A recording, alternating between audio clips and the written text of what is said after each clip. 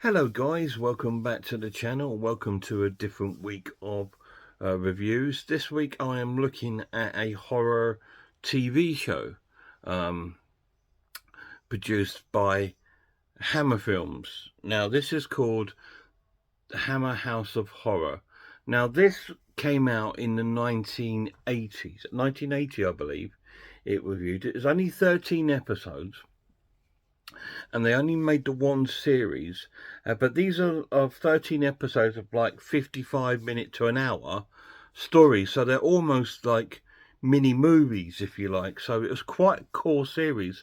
So we had 13 sort of like mini movies over the space of like 1980. And I used to sit up waiting for these to come on. They used to come on Saturday night about 9:30 on Saturday night, and 10:30 or 11 o'clock, because some of them were quite more adult themed, and they were really really cool. And I used to love the series, and there's some real standout episodes in there. And I'm going to review 3 this week. I'm going to do them randomly, but the first one I chose because it's one of my favourites, and it was the very first episode called Witching Time. Surprise, surprise! Yeah, it's the story. It's a witch story. This one, and was one of my ones that I remember a lot of.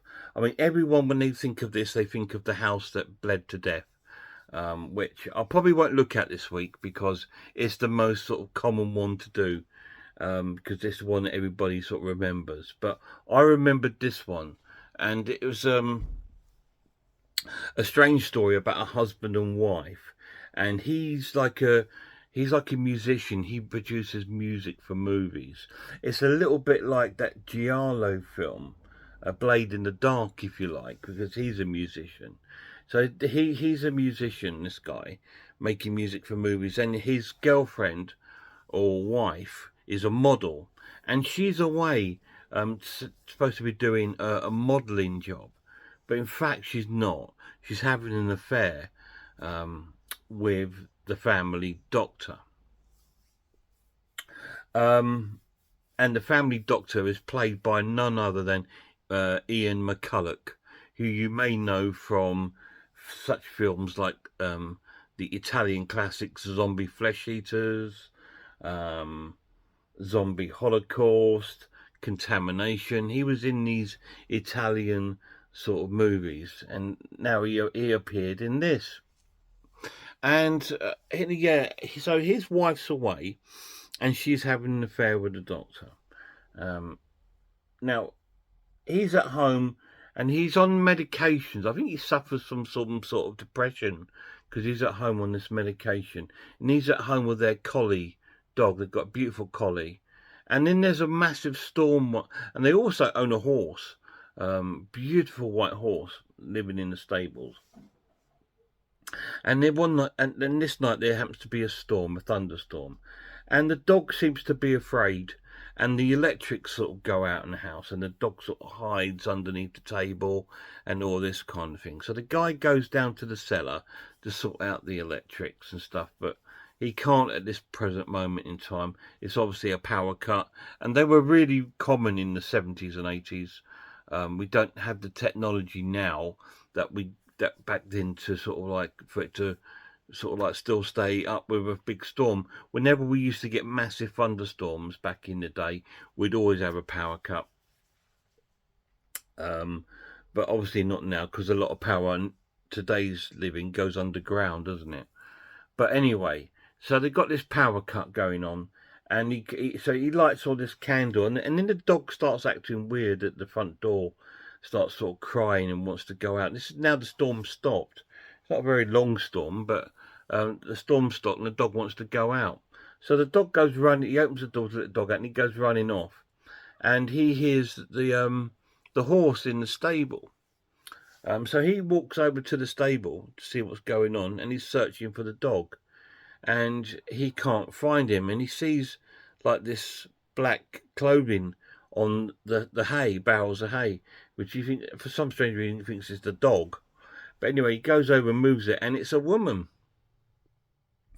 And this woman is apparently a witch from the 1600s. She's sort of time traveled herself to now to get away from a burning, I think, from a, because she was going to be burnt at a stake for witchcraft. And it turns out that she, in the 1600s, was born in this house, and she lived in this house back then. And she's a very striking, very beautiful woman, I think, although she's got a bit of a Kevin Keegan haircut going on, but that was the fashion of those days, the perm there. But she's a very beautiful woman, and she and she's very seductive in her sort of way she is. She's very sort of like in your face. She doesn't hold back, and she's asking him about what's going on and who the queen is and what's happening, because she knows she's time travelled. It was one of her spells, but she doesn't know what period she's in. Anyway, she goes into the farmhouse because she used to live there because she was born there, and then the electric comes on, and she has a fright of her life because obviously she doesn't know what that is. Back then they didn't have that. It was all done by your fire in the fireplace and candles. So he teaches her about lights, electricity lights, and she's fascinated with it. You see her playing with a light switch on and off, on and off. And then she goes around the whole house like very excited with the light switches.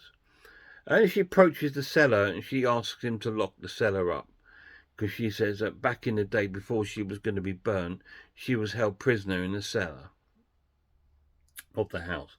So he locks it up and she goes upstairs, and then she's terrified of all the things in the bathroom, the toilet, the shower. It's all way too much for her. So he then shows her the bedrooms, and she said, oh, this used to be my bedroom. And she locks, and he puts her in there. Goes, why didn't you ever lay down?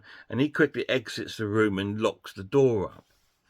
And then she goes, oh, why are you locking me up? Why are you keeping me prisoner? And all this sort of thing. So what his plan is to call the doctor to come and help and see her. Anyway, so he locks her up and he goes down to the telephone and he speaks to the doctor, played by Ian McCulloch. So he turns up at the house and he takes her up to the bedroom to show this woman, Lucinda, I think her name is, and he goes, oh, you know, she'll be asleep. So he opens the door and she's gone. She's not there. And they don't know where she's gone because the windows are barred. They don't know how she would have got out because the windows are barred, I think, because it used to be a children's room. And so she's gone.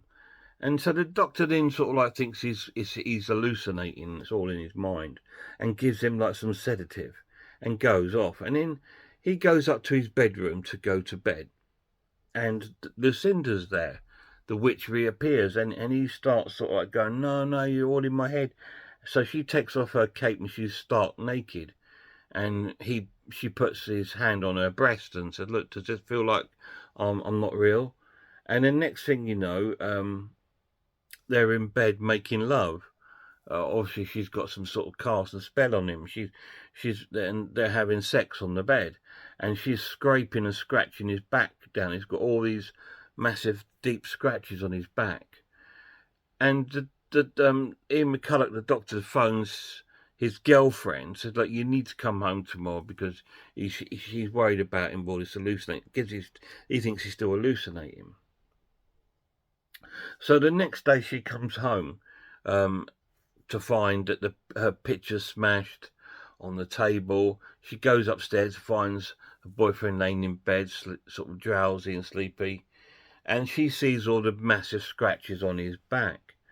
And she talks to Ian McCulloch. So I don't know how they got there. If he's hallucinating, how on earth would he be able to do that to himself? And he explains to her about this girl. So this woman turned up last night and said that she was a witch from the 1600s. And so she talks to the doctor, saying, I'm really worried about him. And he gives him some new tablets.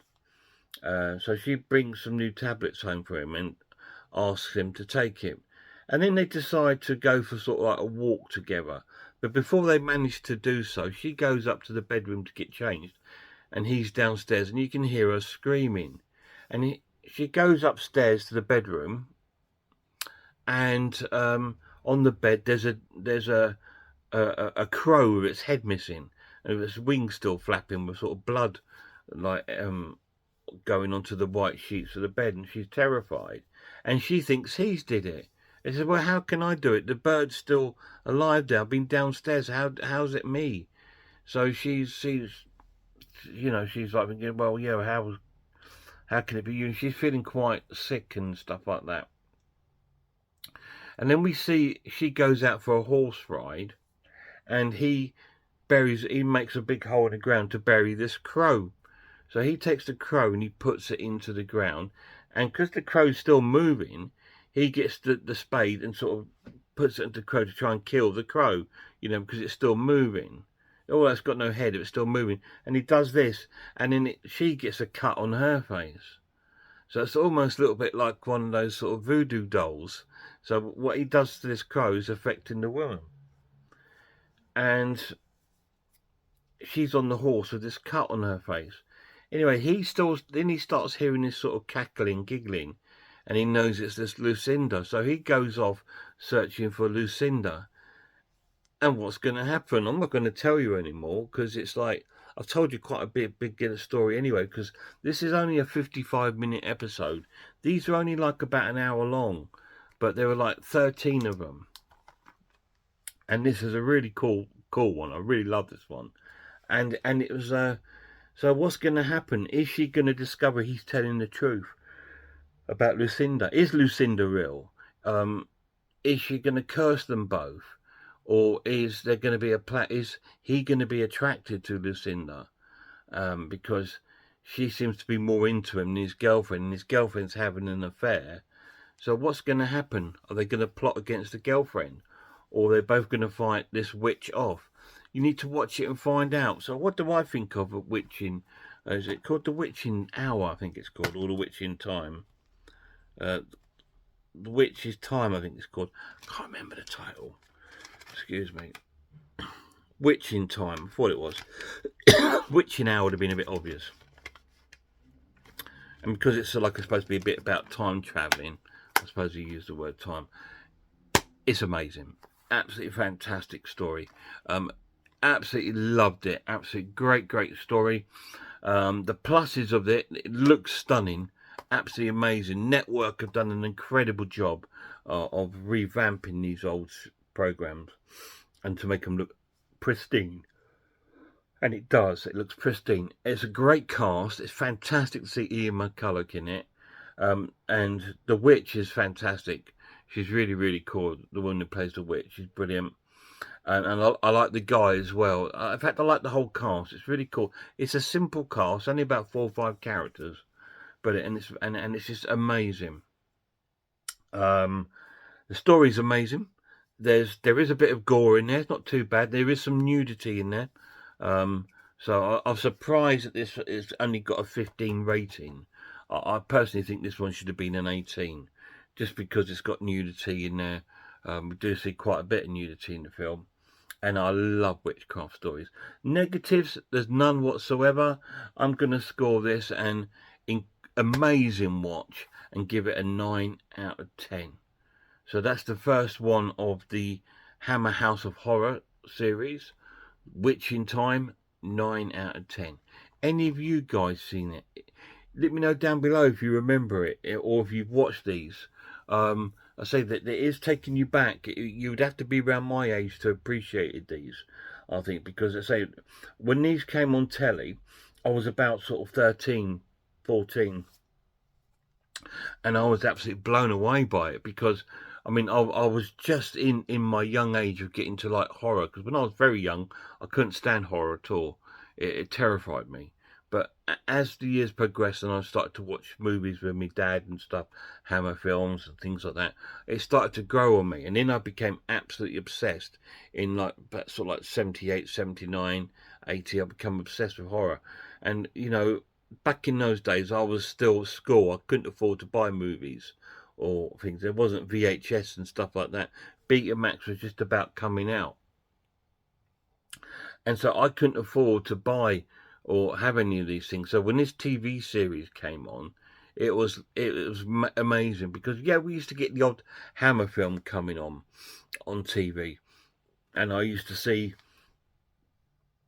to watch Barry Norman's film review series. It used to be called like Film 78, Film 79, Film 80, just so I could watch clips or trailers of films. And that's where I used to see the horror films like Exorcist and Omen and Halloween, the trailers and that, because he used to review them on his show. So that was the only way I really got to hear about these films, because I was so young.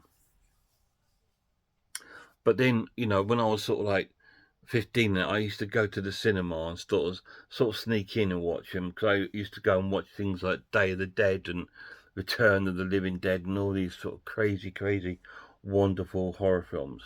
But yeah, back then, this was all amazing, because it was there, and it was every week. So really cool. So that's the first one of this week that I'm going to look at. I don't know what I'm going to look at next. There's another 12 episodes to choose from. So I'm going to have a little, I'll probably do a sort of, that one sort of thing, and just watch it and review it. I'm going to do them randomly. But I wanted to start off with one that I knew and I really liked. And it was fantastic to revisit again. If you've not got these, and you're into horror films, I do recommend it to you, because they're great stories, especially if you like some of the older sort of horrors, like the Hammers or the Amicus sort of films, or the sort of Vincent Price sort of films. Anything of that sort of era, if you like that old school sort of, or the 1970s horror films, I would say, yeah, this is for you, because it is dated, but it's amazing. It's still really cool, and the stories are still compelling and gripping and terrifying and scary and gory. And they're still really cool. So definitely worth picking up if you can. Great series. Anyway, till the next one, check out some horror channels for me. Check out Horror Hands, Horror Geek, Man v Film, Oris Designs, Pizzawell, I'm the Ice Lord, Cat Watches Horror Movies, Grumpy Andrews, Haunted House, and of course a massive shout out to my horror loving son, Lemon Lord, or Mark. Anyway, till next time, look after yourselves, look after one another, and I really hope I'll see you all soon.